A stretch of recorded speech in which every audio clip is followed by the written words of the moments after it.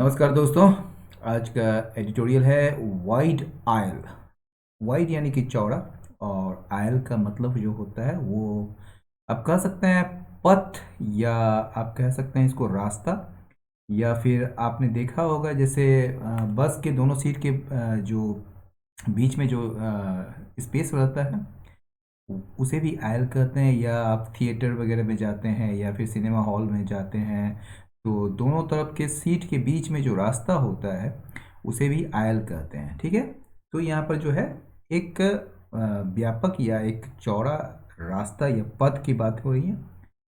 तो आगे देखते हैं क्या है। Instead of pushing through laws, कहा जा रहा है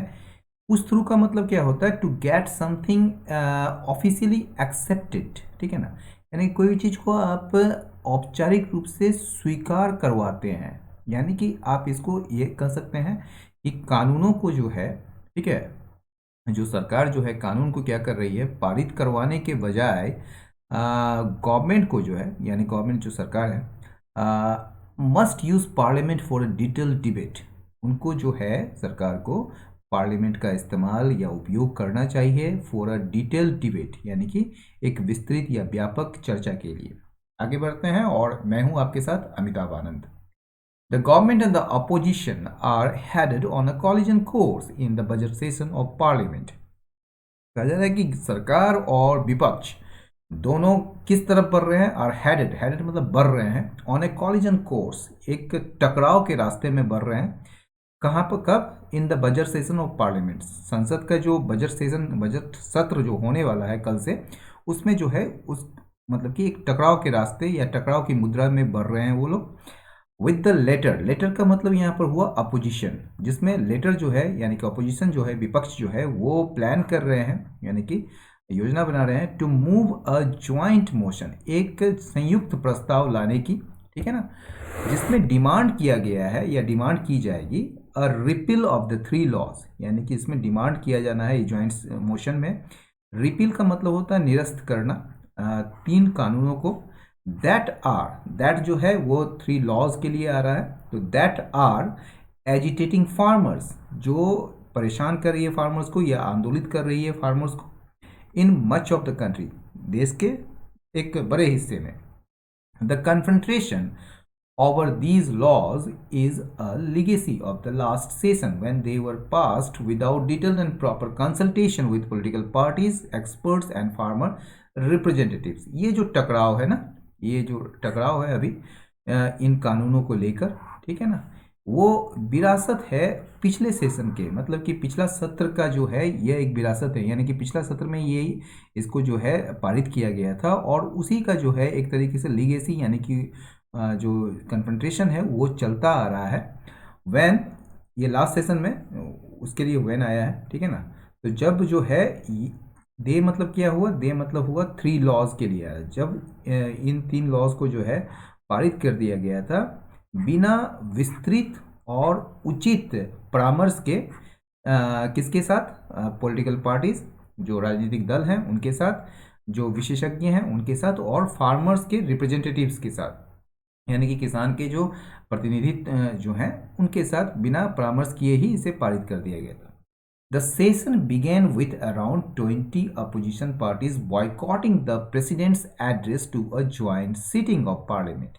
ये जो सेशन शुरू हुआ है इस बार का, ठीक है ना, ये जो सत्र शुरू हुआ है जिसमें जो है लगभग अराउंड मतलब लगभग 20 अपोजिशन पार्टीज जो है, ठीक है ना, उसने बॉयकॉट किया है, ठीक है, यानी कि बहिष्कार किया है प्रेसिडेंट के एड्रेस को, यानी कि राष्ट्रपति के अभिभाषण को, to a joint sitting of parliament, यानी कि जो पार्लियामेंट है, संसद का जो संयुक्त बैठक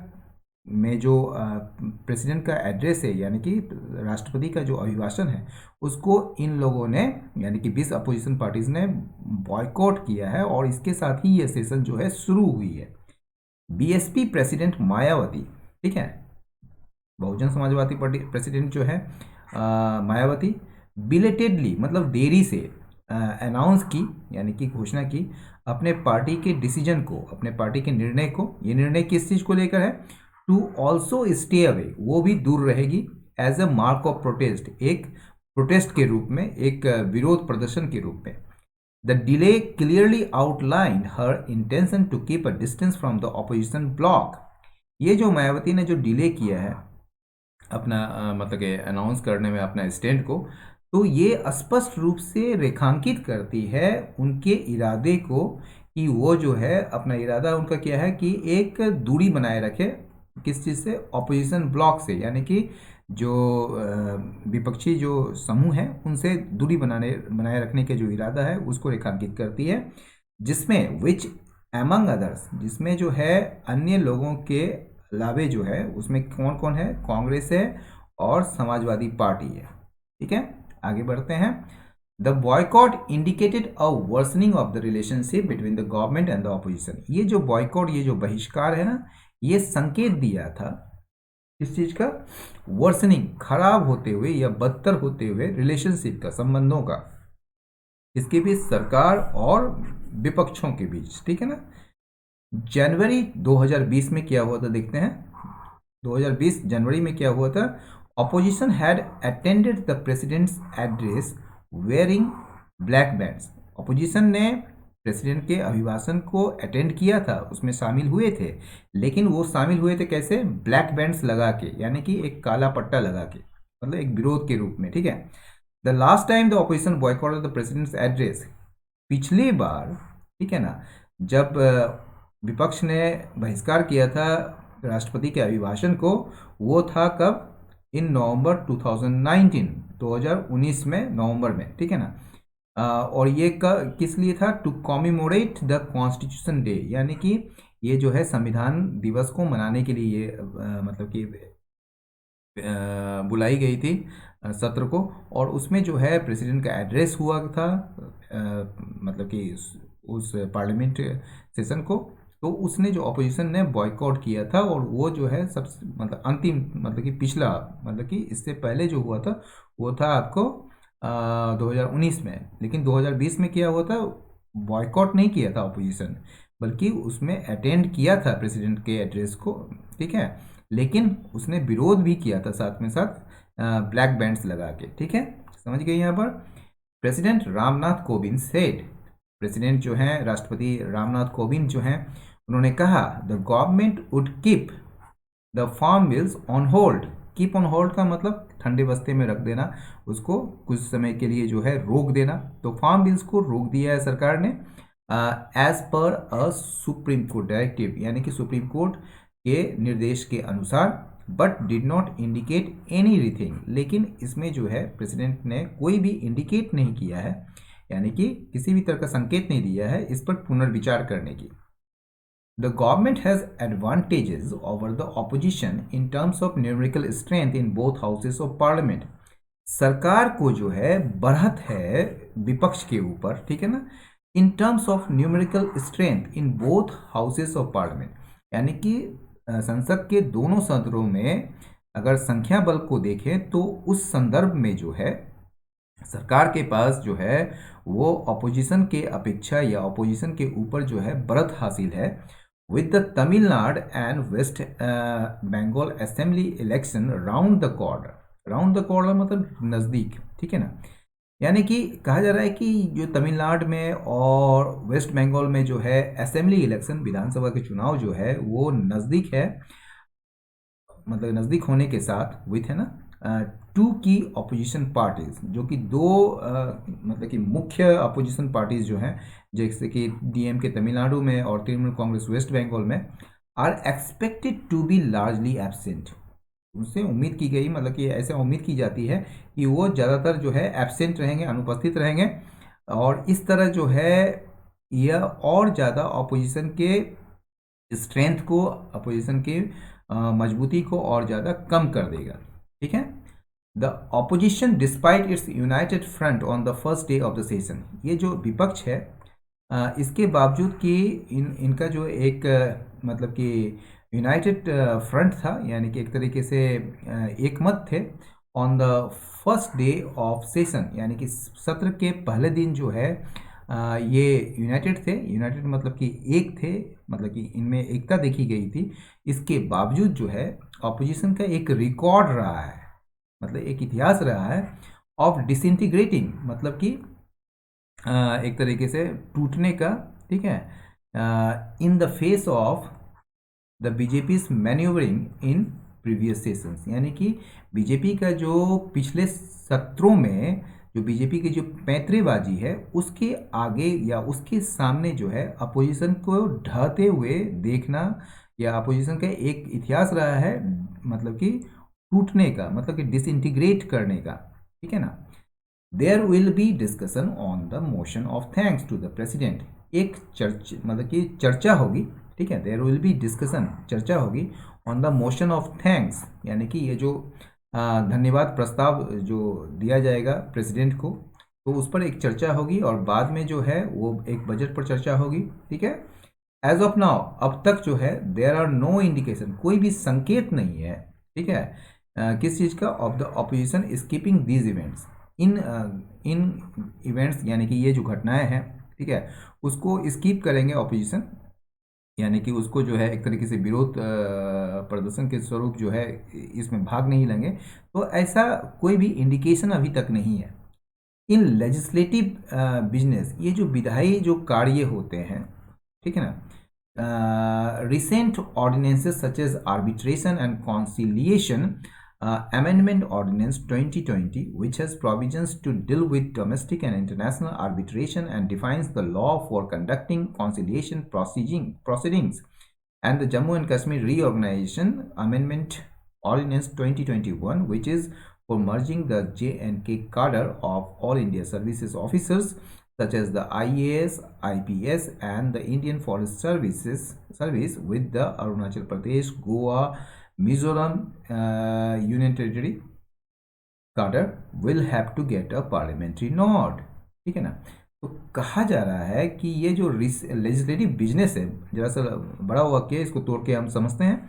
ये जो विधायी जो कार्य हैं जिसमें जो है हाल के जो ऑर्डिनेंसेस हैं, अध्यादेश जिसको कहते हैं, जैसे कि आर्बिट्रेशन यानी कि मध्यस्थता, और कॉन्सिलिएशन यानी कि सुलह, अमेंडमेंट संशोधन, ऑर्डिनेंस मतलब अध्यादेश, ये जो मध्यस्थता और सुलह संशोधन का जो अध्यादेश है 2020 का, जिसमें जो है प्रावधान है to deal with domestic and international arbitration, ठीक है, यानी कि डोमेस्टिक यानी कि घरेलू और अंतर्राष्ट्रीय मध्यस्थता से संबंधित जो है उसमें प्रावधान है। टू डील विथ का मतलब होता है निपटना, या टू डील विथ का मतलब होता है उससे संबंधित, मतलब उसको मतलब कि उस पर काम करता है ये चीज़, ठीक है ना। तो ये जो प्रोविजंस है संबंधित किस चीज़ से, डोमेस्टिक और इंटरनेशनल आर्बिट्रेशन से, एंड डिफाइंस, और ये परिभाषित करती है लॉ को, किसके लिए, फॉर कंडक्टिंग कॉन्सिलिएशन प्रोसीडिंग्स, ये जो कॉन्सिलिएशन प्रोसीडिंग्स है यानी कि सुलह का जो कार्रवाई है एक तरीके से, ठीक है ना, उसको संचालित करने का जो कानून है उसको परिभाषित करती है। और दूसरा क्या है, and the Jammu and Kashmir reorganisation, यानी कि जम्मू एंड कश्मीर का पुनर्गठन, जो संशोधन अध्यादेश है 2021 का, जो कि किस लिए है, which is for merging the JNK कार्डर of all India services officers, ये जो ऑल इंडिया सर्विसेज ऑफिसर्स होते हैं जैसे कि IAS, IPS और IFS वगैरह जितने भी होते हैं, तो विच इज़ वो जो है, ये जो Jammu and Kashmir reorganisation amendment ordinance 2021 जो किस लिए है, मर्ज करने के लिए है, किसका, ऑल इंडिया सर्विसेज ऑफिसर्स का जो JNK यानी कि जम्मू एंड कश्मीर कार्डर है, ठीक है ना, जैसे कि IAS, IPS और द इंडियन फॉरेस्ट सर्विस, ये किसके साथ मर्ज करने का है, with the Arunachal Pradesh, Goa, Mizoram union territory cadre, यानी कि इसको जो है Arunachal Pradesh, Goa, Mizoram union territory cadre के साथ मतलब इसको मर्ज करना, इसको एक तरीके से उसको मिलाने का जो कार्य है, ठीक है ना, विल हैव टू गेट, ये जो दोनों ऑर्डिनेंस को जो है पार्लियामेंट्री अनुमोदन लेनी पड़ेगी, यानी कि संसदीय अनुमोदन लेनी पड़ेगी, ठीक है। The government draws its legitimacy, government जो है अपनी वैधता जो है, यानी कि वो ये सही है या नहीं है, तो सरकार जो है अपनी लेजिटिमेसी जो है वो ड्रॉ करती है कहाँ से, फ्रॉम अ पार्लियामेंट्री मेजोरिटी, यानी कि जो संसदीय जो बहुमत है उससे जो है उसको लेजिटिमेसी मिलता है कि यह जो गवर्नमेंट जो करने जा रही है या जो करेगी वो सही में लेजिटिमेट है या नहीं है, ये पार्लियामेंट्री मेजोरिटी जो है वो तय करती है।